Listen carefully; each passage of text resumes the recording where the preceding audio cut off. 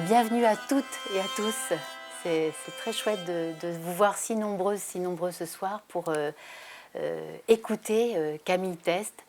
Je suis très très heureuse de te recevoir, Camille. Ça fait, je crois, 1 an qu'on est en contact et il faut dire que c'est la première fois qu'on se voit. Oui, en vrai. En vrai, on s'est vu en visio, on s'est vu au téléphone et on s'est beaucoup vu via Instagram. J'ai beaucoup suivi ton actualité de cette dernière année qui, du reste, a été très liée à l'écriture d'un livre qui sort maintenant, que tu signes et que tu as publié il y a quelques semaines, Politiser le bien-être. Et voilà, j'ai presque suivi, pas du tout les coulisses, mais en tout cas tes posts Instagram autour de ce sujet passionnant pendant 1 an. Et quand j'ai reçu le livre et que je l'ai lu, je l'ai trouvé mais fantastique. Fantastique. Donc je suis vraiment, vraiment contente. C'est un livre magnifique, c'est un très beau travail, mais on va en parler ce soir. Et avant de parler vraiment très, très en détail de ce livre et de la proposition originale et documentée que tu nous fais, Politiser le bien-être, est-ce que tu pourrais nous dire, Camille, je sais, parce que j'ai lu le livre et puis parce que j'ai regardé un petit peu ta bio, que tu as été formée à la Sorbonne et puis que tu as fait Sciences Po et que tu étais journaliste. Alors, qu'est-ce qui t'a décidé à quitter cette carrière qui s'ouvrait à toi de journaliste et à quitter du même coup Paris pour devenir professeur de yoga, puisqu'aujourd'hui tu es professeur de yoga. Raconte-nous. Juste déjà, merci beaucoup à tout le monde d'être là. Ça me touche énormément et merci beaucoup pour cet accueil dans cette salle effectivement très colorée. C'est très agréable de parler devant autant de couleurs. Alors, qu'est-ce qui m'a décidé à quitter le journalisme et à quitter une carrière plutôt un peu classique ? C'est quelque chose que je raconte dans l'intro du livre, mais c'est principalement qu'en fait, ça me faisait vraiment souffrir d'avoir une vie vachement très, très dans ma tête, en fait, et vraiment pas dans mon corps. Moi, j'ai une enfance où j'ai habité à la campagne, j'ai fait pas mal de sport ou d'activités physiques. Mes parents sont tous les deux kinés et ostéopathes, donc j'ai grandi en fait avec des gens qui parlent de corps, avec les travers que ça peut avoir, dont on parlera peut-être après. Du coup, quand je me suis retrouvée dans des études universitaires et après dans le métier de journaliste, en fait, c'est des métiers où on est vraiment une tête au bout d'un bâton. Je ne sais plus qui dit ça, mais il y a quelqu'un qui utilise cette expression, je la trouve très vraie. On n'a aucun moment en fait, pour ressentir des choses dans son corps, des émotions, des bonheurs, des douleurs. On ne vit pas grand-chose en fait, dans son corps. Et en fait, moi, ça me rendait assez malheureuse.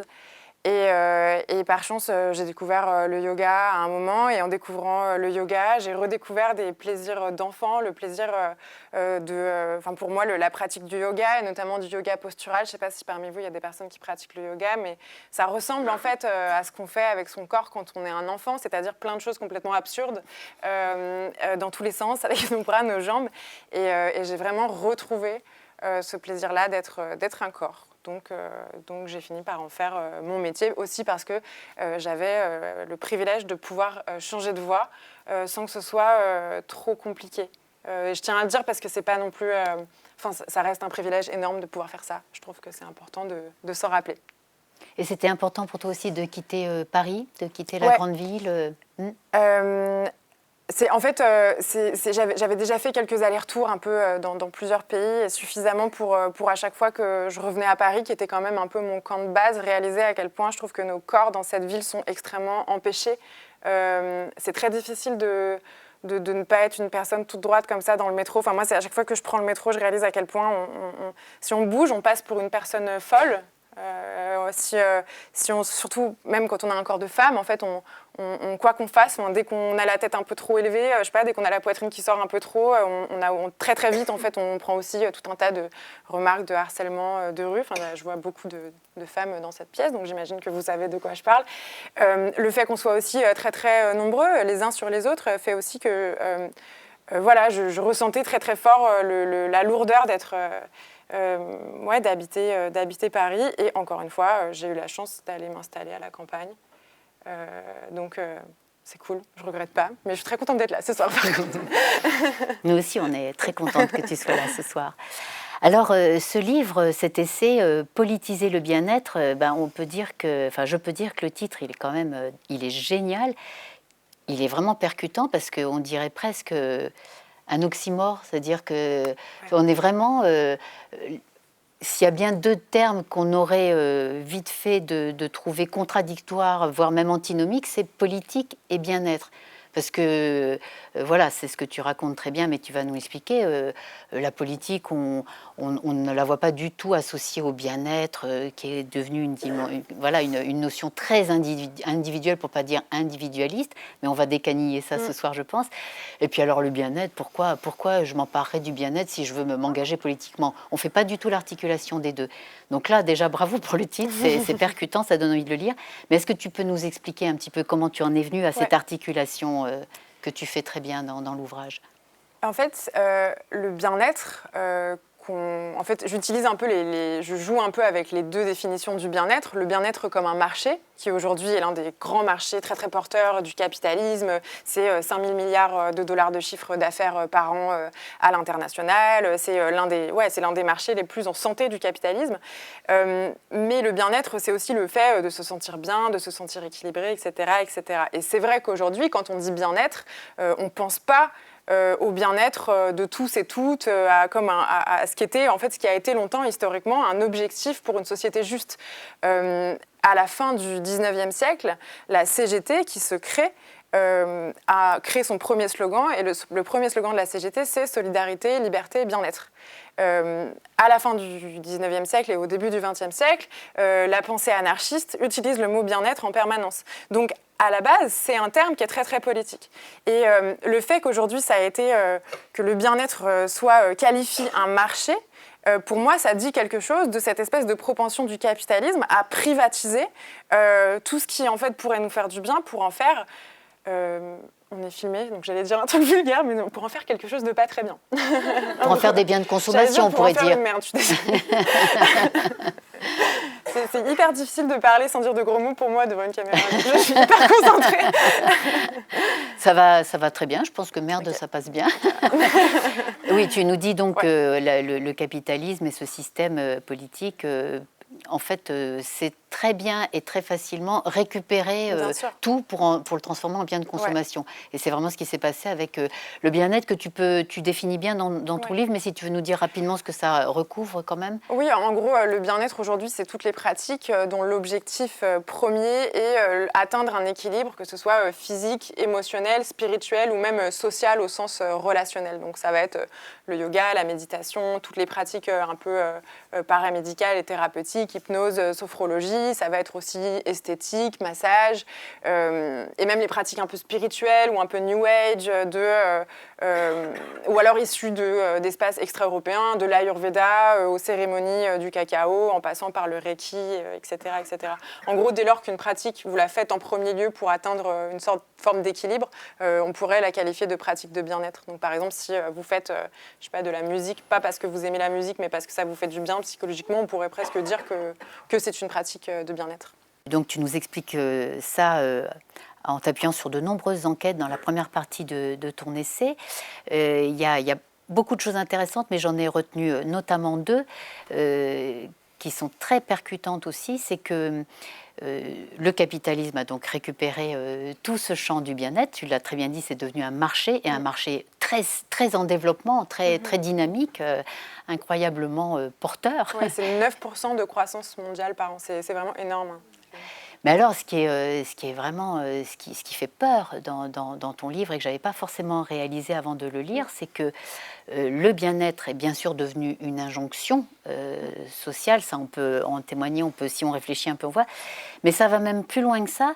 C'est que le bien-être, c'est-à-dire être bien, être beau, belle, être plutôt mince, être en bonne santé, c'est plus seulement une injonction sociale, c'est une obligation. C'est-à-dire que ne pas l'être fait de nous quelqu'un de pas moral, et tu dis même fait de nous on n'est pas une bonne personne. Ça fait de nous une mauvaise personne. Si on est un peu malade ou pas hyper heureux ou pas bien adapté, etc. Et ça, cette injonction morale, tu parles même de biomorale, Et ça, c'est quand même assez spectaculaire, parce que si on y pense, on l'a vraiment intégré, en fait. Ouais, c'est une philosophe slovène qui s'appelle Alenka Zupančič, j'espère que je le prononce bien, qui parle d'impératif biomoral pour dire qu'aujourd'hui, effectivement, si on ne prend pas soin de nos corps et de nos esprits et de notre santé mentale, et si on n'est pas capable surtout de le démontrer, d'où le fait sur Instagram de documenter à quel point on fait de la muscu et de la méditation, etc., en fait, on passe pour une mauvaise personne. C'est-à-dire qu'on est jugé, on a l'air moralement d'une mauvaise personne, avec les conséquences sociales que ça peut avoir. Et c'est vrai que, alors peut-être qu'à Paris, on le vit moins que dans certaines autres zones du monde, mais c'est vrai qu'aujourd'hui, si vous fumez trop, ou si vous ne faites pas de sport, ou si vous avez l'air physiquement, évidemment, selon plein de stéréotypes de ne pas prendre soin de vous, vous allez subir une forme de tout un tas de jugements, et potentiellement, ça va avoir des conséquences sur votre quotidien. On voit par exemple, je trouve que l'exemple le plus clair, c'est la grossophobie, donc l'oppression que subissent les personnes grosses, qui vont toujours être taxées de ne pas prendre soin d'elles, et puis qui vont être punies pour ça, il y a par exemple, qui ont beaucoup moins de chances d'être employés à compétences similaires, etc. Donc les conséquences sur la vie des gens, elles sont très très concrètes en fait. Et donc, ces pratiques de bien-être qui, au départ, étaient destinées à nous rendre plus heureuses, plus heureux, mieux dans notre peau, peut-être aussi plus ensemble, davantage bienveillants, etc. En fait, c'est devenu de véritables contraintes à suivre. Oui, en fait... c'est une logique assez étrange où aujourd'hui on est vraiment pris dans cette espèce de quête de la meilleure version de soi-même. J'ai horreur de cette expression. Une expression que qu'on connaît tous et toutes. Donc on est pris dans cette quête où en gros on va devoir toujours s'améliorer, le démontrer aux autres, montrer qu'on est toujours dans cette quête-là.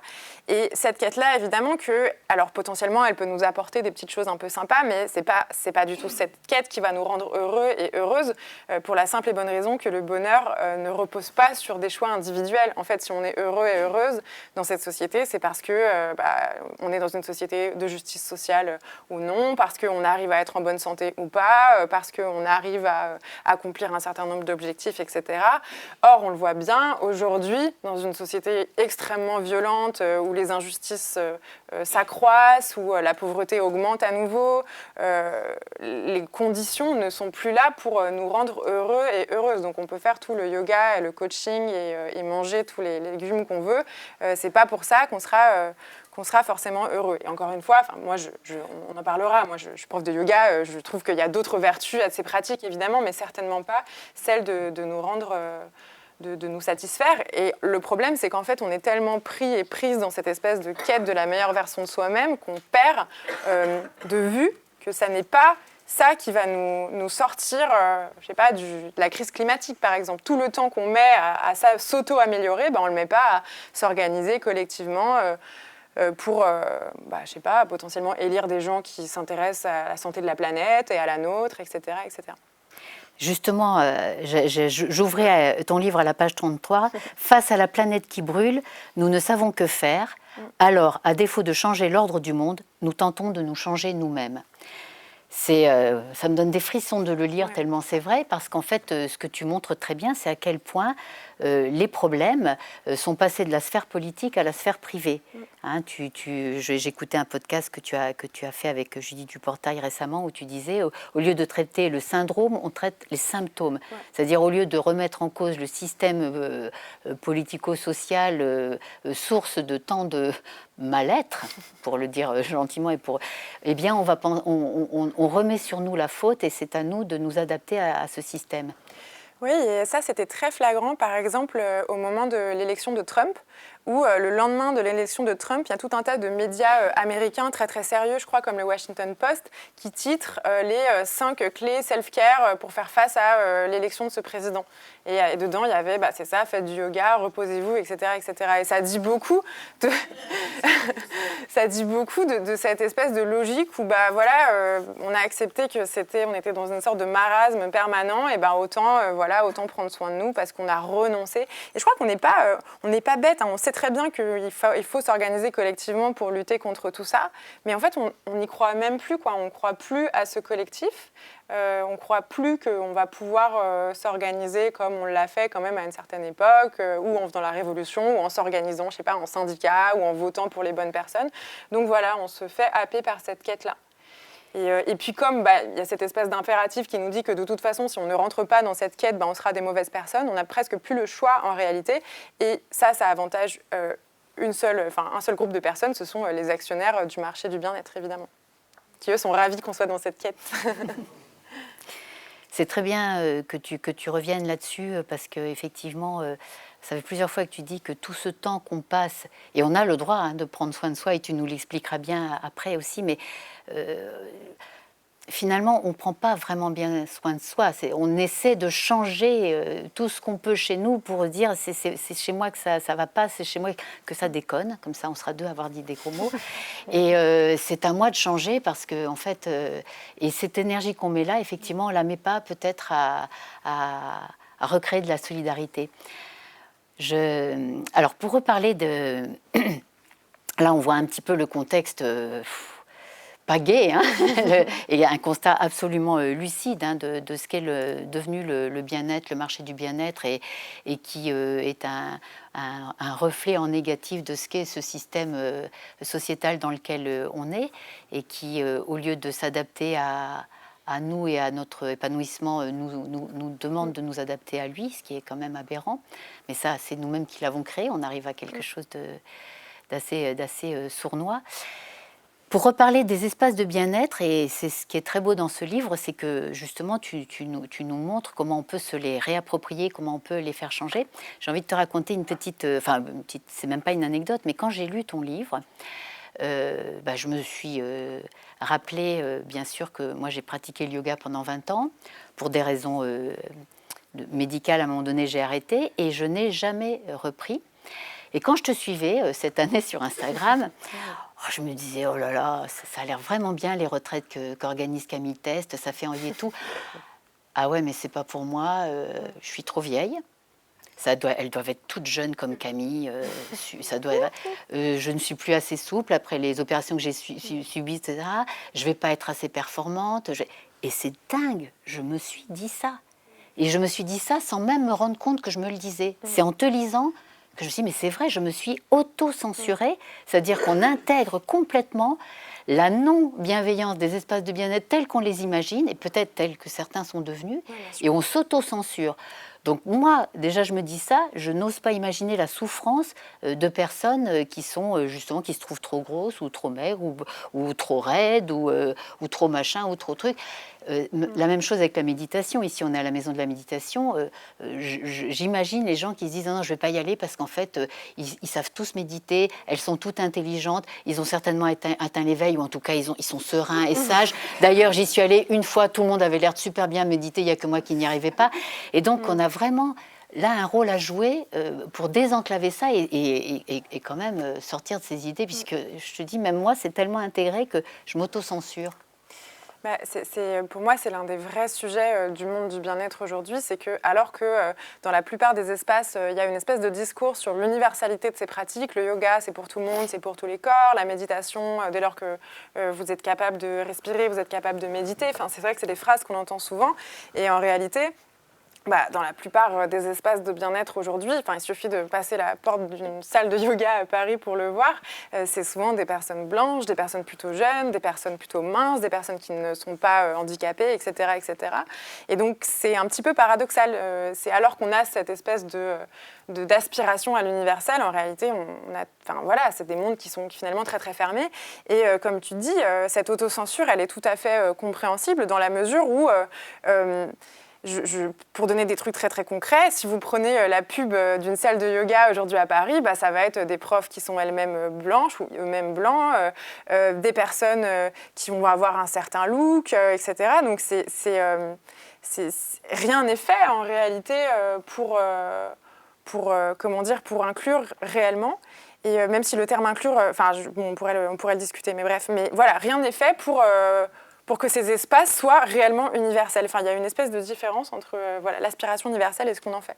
Et c'est assez compliqué à contrer quand, dans ces milieux, personne ne veut parler de ces sujets. Personne ne veut parler de sexisme dans les espaces de bien-être, ou de racisme, ou de validisme, donc, qui est les violences et les oppressions que vivent les personnes en situation de handicap, etc. Parce qu'il y a toujours cette idée que le racisme s'arrêterait aux portes du studio de yoga, ou que le sexisme s'arrêterait aux portes des salles de fitness. C'est assez étrange, mais réellement, c'est un discours qu'on entend, et qu'on entend aussi... comme si, parce qu'on était un peu élevé spirituellement, je ne sais pas si c'est quelque chose que vous vivez dans le monde de la méditation, mais on était exempt de tout reproche, et qu'on n'allait pas perpétrer d'actes ou avoir de comportements stigmatisants, discriminants, etc. etc. Et c'est vrai que ça pose de nombreux problèmes. Parce qu'il y a cette idée que si on a ces conversations, les conversations qu'on a ce soir, on n'est plus très good vibe en fait. On n'est plus très, voilà, c'est trop sérieux. Les gens, ils vont un peu dans le monde du bien-être pour se sortir de la vie, des conversations politiques de la vie normale. Mais en réalité, on n'a pas le choix en fait. Dès lors qu'on fait partie on est des humains et qu'on fait partie de l'expérience humaine, en fait, et que la justice sociale nous intéresse, en fait, on doit avoir ces conversations. Et en fait, je dirais même, Camille, et on le voit très bien dans ton livre, que même si on ne s'intéresse pas aux questions sociales, on en subit la violence. Bien sûr, ouais. Et que de ne pas en discuter, ça ne nous fait absolument pas de bien. C'est-à-dire que ces bulles de bien-être qu'on croit créer, en fait, elles ne nous font pas de bien. C'est toi qui dis le bien-être, c'est pas un sparadrap, c'est pas un pansement. Enfin, je veux dire, on ne fait pas une séance de méditation, une séance de yoga pour se mettre un emplâtre sur une jambe de bois. Je ne sais pas comment on disait quand j'étais petite. Enfin bon. Et je trouve qu'au contraire, une des vertus de ton livre, c'est de voir les choses, et c'est d'en discuter qui peut nous faire profondément du bien. Qu'on se sente engagé politiquement ou pas, qu'on se sente concerné socialement ou pas, c'est de le voir et d'en discuter qui en réalité libère vraiment. C'est pas de dire non, moi, je suis au-dessus de ça et j'adore les good vibes, voilà. Non, attends, là tu m'envoies des mauvaises ondes, là ça me...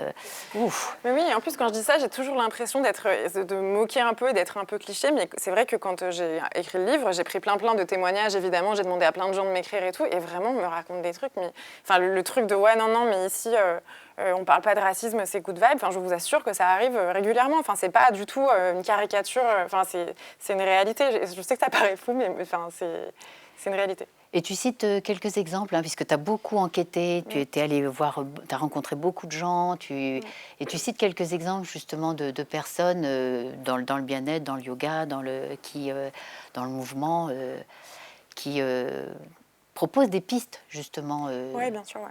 Je peux en citer quelques-unes. Bien sûr, bien sûr. En fait, j'essaye dans le livre d'être très, très concrète.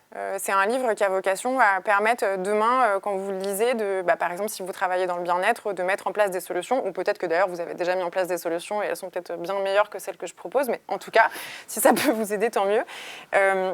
Par exemple, je cite, c'est un exemple qui me touche beaucoup, qui est l'exemple d'Anaïs Varnier, qui est une prof de yoga, qui a une politique d'accompagnement des besoins particuliers, qui est que si une personne dans la salle, par exemple, ce que je dis dans le livre, c'est si une personne, il lui manque une main, c'est arrivé, elle a une élève qui n'a qu'une seule main, en fait, tout ce qu'elle va proposer ne va pas nécessiter d'avoir deux mains, tout simplement. Et au départ, quand on me propose des choses comme ça, les gens peuvent réagir en disant moi, je viens pas... D'ailleurs, ça lui est arrivé, je viens pas dans une salle de yoga pour faire que des trucs avec une seule main. Ça, c'est une réaction, le bien-être comme produit de consommation. Je viens consommer mon petit bien-être. Mais dès lors qu'on pense le bien-être plutôt comme un bien commun et qu'on se dit que ça peut aussi être un espace incroyablement privilégié pour apprendre à nous adapter aux besoins des autres et réciproquement, parce qu'en réalité, on a tous et toutes des besoins particuliers. Donc, si on s'adapte à ceux des autres, ils peuvent aussi s'adapter aux nôtres. Et ça devient...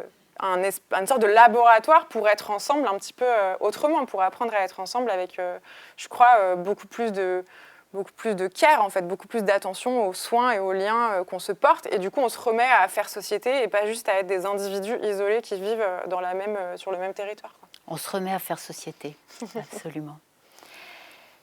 Autre exemple... tu nous proposes aussi dans ce livre, à côté de tous ces exemples très concrets, de retrouver du plaisir. Tu as titré le paragraphe « Revendiquer le plaisir ». Et ce qui m'a beaucoup parlé, notamment, c'est l'exemple de cette personne qui a créé le mouvement. Je ne me souviens plus du nom de la personne, mais tu vas nous dire ça. Je trouve ça très beau parce que tu en as parlé en début d'intervention. Paris, on est tout droit, le métro. Puis alors, si on est une femme, on ne va pas bomber le torse. Il ne faut pas trop relever la tête et tout, parce que ça ferait quand même provocatrice, etc. Moi, j'ai 3 enfants, dont 2 filles, qui sont des jeunes adultes maintenant, qui ont été élevées à Paris. À chaque fois qu'elles sont sorties seules le soir, j'ai eu peur. À chaque fois qu'elles rentraient un peu plus tard que prévu, j'ai eu peur. Toute mon enfance, mon adolescence et ma vie d'adulte, j'ai eu peur de ce... Moins maintenant, quand même. Mais j'ai eu peur voilà. Je n'ai jamais, effectivement, trouvé que la ville était adaptée à moi, mais j'ai jamais pensé que c'était à elle de s'adapter. J'ai toujours cru que c'était à moi et à mes filles de nous adapter et de faire gaffe. Et ce que j'ai beaucoup aimé dans cet exemple que tu donnes avec Mouvement, c'est qu'elle propose de se réapproprier l'espace urbain, puisque si j'ai bien compris, cette prof fait des exercices, des retraites, des stages directement dans la rue, dans des parcs, en se réappropriant ce qui est disponible. Et là, on sent vraiment la notion de plaisir que tu veux nous montrer. C'est-à-dire qu'au lieu d'être toute contrainte, et contraint aussi parce que ça marche aussi avec les garçons, hein, mais enfin les femmes, on en bave vraiment, hein, par rapport à cette peur qu'on a, hein, de juste être dans la rue, qui est vraiment pas faite pour nous, hein. Tu dis qu'il y a une étude qui montre que 90% des aménagements urbains sont plutôt pour des hommes et 1% pour les femmes, ou 10% pour les femmes, pardon, 9 sur 10, quoi. Et là, je vois la notion de plaisir. On voit quelques images sur ton Instagram où vous vous emparez comme ça de ce qui est disponible. Alors, Agathe Filbé, elle fait du mouvement. Le mouvement, c'est avec un grand M, quoi. C'est le nom de la pratique. C'est une pratique, effectivement, qui... Alors, c'est pas elle qui l'a inventée, mais elle se l'est réappropriée à sa sauce. Et c'est en gros une pratique qui consiste effectivement à faire un peu plein de choses avec l'espace urbain, avec ce qui est disponible, avec des murets, avec des barrières, etc. Et à faire tout un tas d'exercices qui vont consister en gros à travailler toutes les qualités du corps. Donc l'endurance, la force, la souplesse, l'explosivité, en gros l'intelligence du corps. Et il se trouve que moi, j'ai fait un stage avec Agathe Filbé. Et c'était un stage avec que des femmes, en l'occurrence. Et pendant une semaine, on a profité de Paris pour, effectivement, prendre du plaisir, j'allais dire pour kiffer. Et c'était incroyable parce qu'au-delà du fait que, je sais pas, j'ai progressé, j'ai musclé, j'ai fait des pompes, bref, voilà, on a surtout habité l'espace public pour autre chose que passer d'un point A à un point B, ou, je sais pas, s'occuper d'enfants dans un parc, ou juste baisser la tête parce que, je sais pas, on croise un groupe de mecs et qu'on a un peu peur, ou ce genre de choses. On a vraiment profité de l'espace public. Et j'allais dire de l'espace public qui nous appartient comme à tout le monde, hein, pour lequel on paye des impôts, enfin voilà, et dont, en fait, on ne profite jamais. En particulier quand on est des femmes, mais c'est aussi vrai pour plein d'autres groupes de personnes.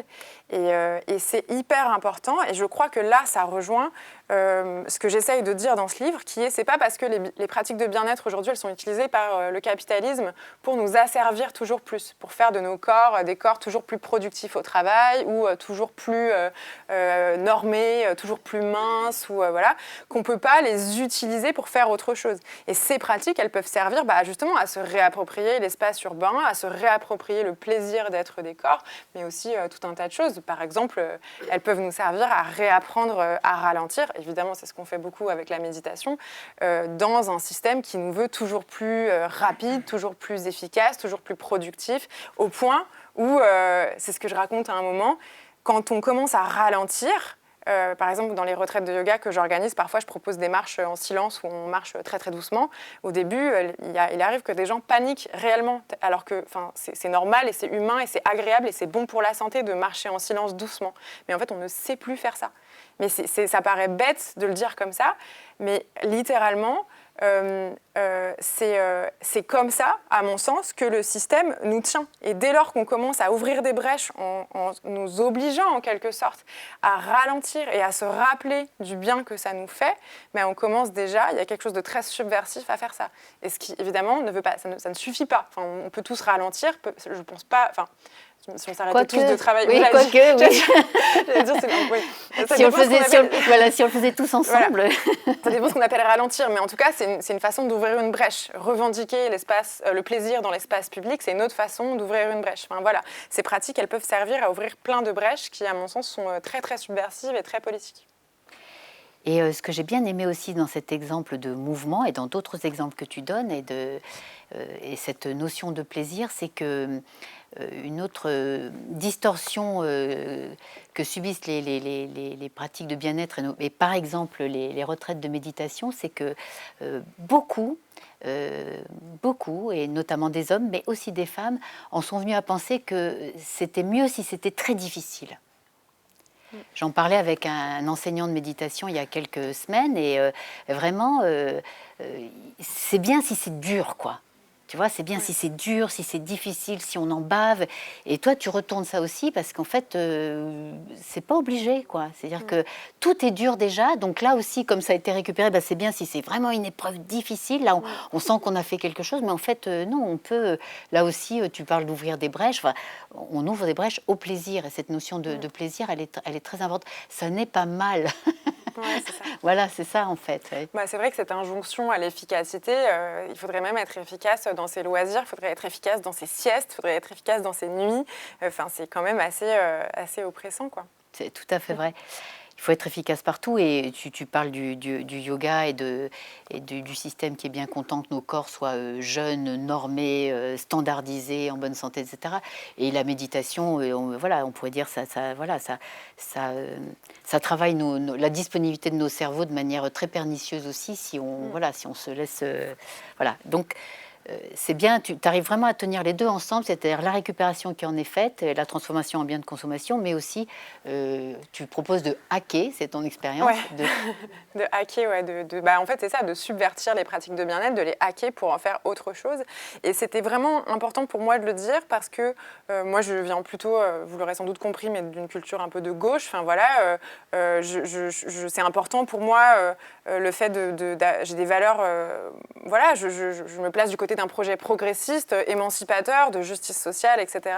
Et c'est vrai qu'à gauche, évidemment pas tout le monde, mais il peut y avoir un peu une sorte de façon de jeter le bébé avec l'eau du bain et de voir toutes ces pratiques de bien-être forcément comme des trucs individualistes, forcément comme des trucs capitalistes, etc. etc.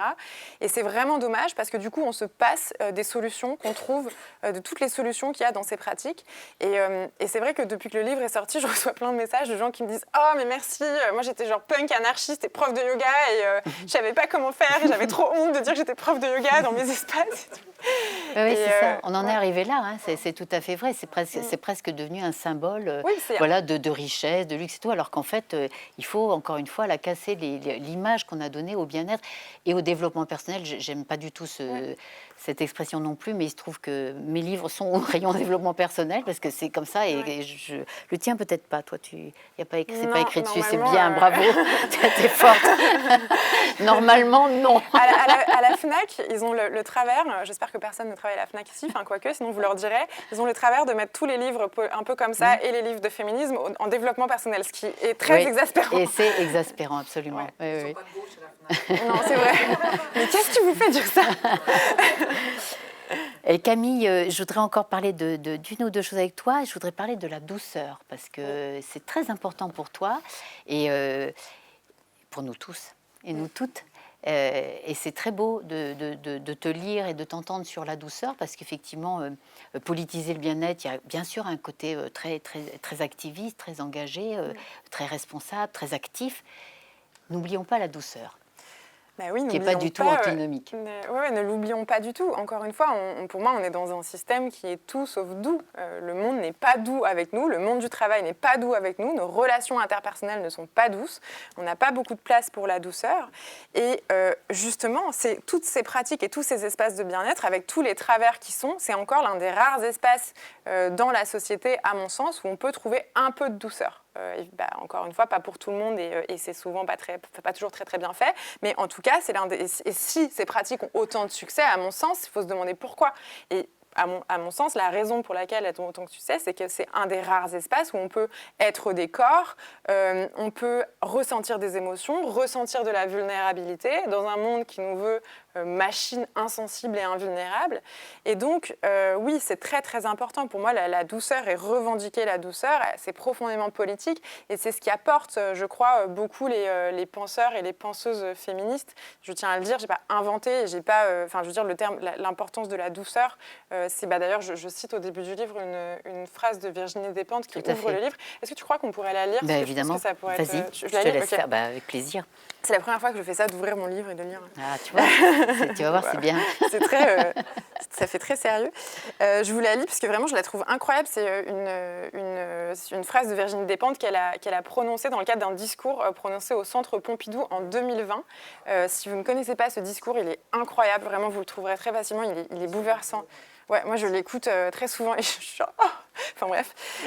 Et donc, je vous lis un extrait de ce discours. « Dans nos histoires humaines, la douceur est utile. La douceur et la bienveillance sont les notions les plus antinomiques avec le système qui nous opprime. Te demander la permission, me demander si je consens, c'est le contraire de l'exploitation capitaliste. La douceur et la bienveillance, c'est ce qu'on ne trouve pas sur les marchés, c'est ce qu'on ne trouve pas dans l'armée, c'est ce qu'on n'enseigne pas dans les polices. » Merci, merci. Ça, c'est bien qu'on puisse citer Virginie Despentes ici, c'est formidable. Ah, c'est toujours bon, ça. Et tu vois, c'est pour ça que ces témoignages il se trouve que c'était des hommes qui me disaient une retraite de méditation, c'est bien quand c'est dur, quand c'est difficile, tout. Il y a quelque chose qui accroche, parce que si même là, il faut que ce soit dur et difficile, on ne va pas s'en sortir, quoi. Donc... Ouais, je crois que vraiment c'est important, la culture virile, la culture patriarcale, c'est pas moi qui le dis, hein, c'est tout un tas d'études en sciences sociales, montrent que vraiment les hommes, mais la masculinité en fait se construit sur un refus de la vulnérabilité. C'est par exemple tout le travail de Carol Gilligan qui est, je ne vais pas forcément rentrer dans le détail, mais en gros qui est la créatrice du concept de care et qui montre que en gros on est dans une société où le pire c'est la vulnérabilité. Donc c'est le fait d'avoir des émotions, d'avoir des tristesses, de ressentir des choses. Mais c'est en fait ce qui fait qu'on est des êtres humains en fait. Ces émotions-là, on est totalement indissociables de ces émotions. Et donc c'est aussi de vivre des tristesses, de vivre tout un tas de choses. Et notre société n'est pas organisée pour accueillir ces tristesses, pour accueillir ces deuils, pour accueillir ces émotions, etc., etc. Et à nouveau, nos espaces de bien-être, ils servent un peu à ça, ils pourraient servir encore plus à ça, je pense. Et je crois que c'est vraiment... Moi, je n'utilise pas beaucoup le terme de guérison parce qu'aujourd'hui, il est un peu utilisé parfois un peu à tort et à travers, mais en réalité, pour moi, c'est l'un des gros manques de cette société, c'est qu'on ne crée pas d'espace de guérison, on ne crée pas d'accueil de tout ça, en fait, de nos fragilités. Et c'est dommage, on pourrait parler de douceur, mais on pourrait parler de gentillesse aussi. En fait, on n'est pas... je sais pas, cette société n'est pas articulée pour permettre la gentillesse entre nous. Oui. C'est dommage. Oui. Ah, c'est très dommage. Et c'est vraiment des puissantes formes de résistance en réalité. Donc d'être doux, d'être gentil, d'être vulnérable. Mais voilà, il faut le dire, il faut l'apprendre, il faut en faire l'expérience, parce que c'est sûr que c'est pas du tout ce qu'on nous apprend à l'école, ni à l'université, ni peut-être même à Sciences Po, j'en sais rien. Alors pas du tout, vraiment. Je sais bien, je sais bien. Mais surtout, en plus, après, c'est même pas de dire les gens qui n'arrivent pas à être gentils, c'est pas bien et tout. C'est juste qu'en fait, littéralement, notre société n'est pas organisée pour qu'on puisse être gentil. Il y a plein d'études qui montrent qu'en fait, si, je sais pas, des gens se retrouvent à harceler d'autres personnes au travail, évidemment, il y a une partie peut-être de gens vraiment mal intentionnés, mais il y a aussi une partie en fait, le monde du travail est tellement oppressant et tout est tellement organisé pour qu'on soit des machines qu'on ne peut même plus être gentil. On n'a plus la place d'être gentil et gentils les uns avec les autres. C'est dommage. Et c'est vraiment ce que tu proposes avec politiser le bien-être, se poser, avoir des discussions matures sur le sujet, mais aussi avoir un autre regard, un nouveau regard, avec, comme tu le disais, plus de douceur, plus de bienveillance, plus de plaisir aussi, et puis plus de solidarité, plus de collectif. Donc, merci de l'avoir écrit, puis merci de nous l'avoir présenté. Je te remercie beaucoup, Camille, et puis on te garde maintenant pour la dédicace. Oui. Merci. Merci beaucoup. Bravo. Merci. Bravo, bravo.